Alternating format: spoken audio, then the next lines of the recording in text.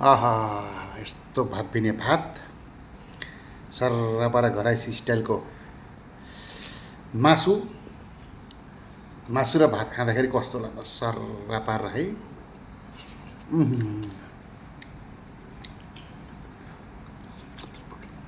चौटो। अब के गर्ने जस्तो भयो नि फेरि अब खाना खासा मिठो हुन्न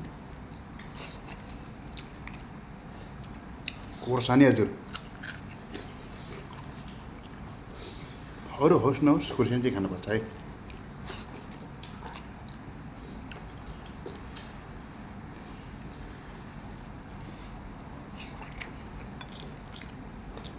काँक्रो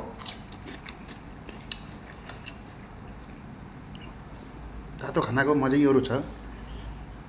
तपाईँले आरामसित खानुहुन्छ होला, म त जल्दीबाजी गर्ने मान्छे पनि।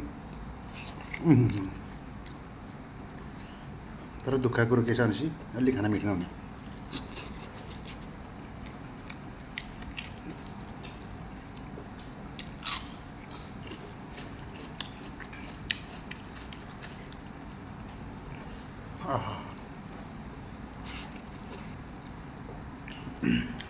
हमेसा अङ्ग्रेजी स्टाइलले बनाइन्थ्यो, यो चाहिँ देशी स्टाइलले बनाएको मासु टक्क भात।